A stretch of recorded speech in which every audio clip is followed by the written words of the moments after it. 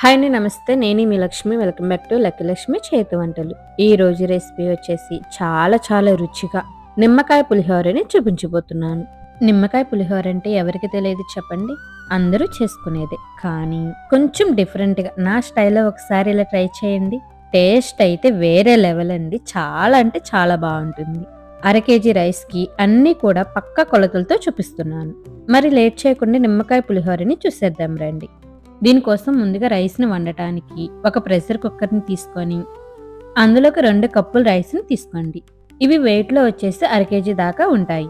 ఇప్పుడు ఇందులో నీళ్లు పోసి 2-3 సార్లు శుభ్రంగా కడిగి మనం బియ్యం తీసుకున్న కప్పుతోనే 3 కప్పులు నీళ్ళని తీసుకోవాలి. అదే నార్మల్గా గిన్నెలో వండుకోవాలంటే 1కి 2 కప్పులు నీళ్ళని తీసుకొని పొడిగా వండైనా తీసుకోవచ్చు. ఇప్పుడు ఇందులోకి 1/2 టీ స్పూన్ ఉప్పు, 1/4 టీ స్పూన్ పసుపు, 1 టీ స్పూన్ ఆయిల్ని వేసుకోండి. ఇలా ఆయిల్ వేసి రైస్ని ఉడికించడం వల్ల రైస్ అనేది చక్కగా పొడిలాడుతూ వస్తుంది. ఒక 10 నిమిషాలు నానబెట్టిన తర్వాత 3 విజిల్స్ వచ్చేంత వరకు ఉడికించండి. ఈలోపు లెమన్ జ్యూస్ని ప్రిపేర్ చేసుకుందామండి. లెమన్ రైస్కి ఎప్పుడూ కూడా ఫ్రెష్గా ఉన్న నిమ్మకాయల్ని తీసుకోవాలి. లేదంటే లెమన్ రైస్ అనేది చేదొస్తుందని గుర్తుపెట్టుకోండి. అర కేజీ రైస్కి ఇలా పెద్దగా ఉన్న నిమ్మకాయలు అయితే 3, చిన్నవైతే 4 నిమ్మకాయలని తీసుకుంటే పులుపు అనేది కరెక్ట్గా సరిపోతుంది. ఇప్పుడు ఈ నిమ్మకాయల్ని ఈ విధంగా 1 నిమిషం పాటు చేత్తో గట్టిగా ప్రెస్ చేసుకుంటే లెమన్ జ్యూస్ అనేది ఈజీగా వచ్చేస్తుంది. వీటిని మధ్యలో కట్ చేసి ఒక గిన్నెలో వేసుకొని పక్కన పెట్టుకోండి.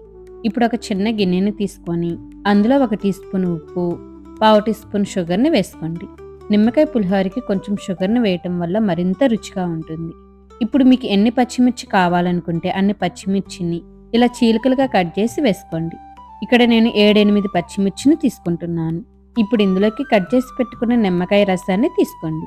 ఇలా నిమ్మరసాన్ని తీసుకున్న తర్వాత స్పూన్తో ఒకసారి బాగా కలపండి.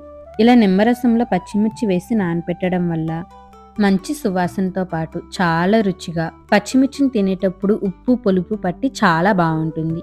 ఇలా కలిపిన తర్వాత మూత పెట్టేసి ఒక అరగంట పాటు నానపెట్టుకోవాలి. ఇప్పుడు కుక్కర్లో ఉన్న ప్రెషర్ అంతా పోయాక రైస్ వేడిగా ఉన్నప్పుడే 2 రెమ్మల దాకా కరివేపాకును వేసి పొడిగా చేసి పక్కనుంచండి. ఇలా వేడి అన్నంలో కరివేపాకు వేయడం వల్ల మంచి అరోమా వస్తుంది. ఇలా పొడిగా చేసి పక్కనుంచండి. ఇప్పుడు పులిహోరకి తాలింపు పెట్టుకోవడానికి స్టవ్ మీద ఒక ప్యాన్ పెట్టి అందులో 2 లేదా 3 స్పూన్లు ఆయిల్ వేసి వేడి చేయండి. ఎప్పుడు కూడా లెమన్ రైస్కి ఎక్కువ ఆయిల్ పట్టదండి.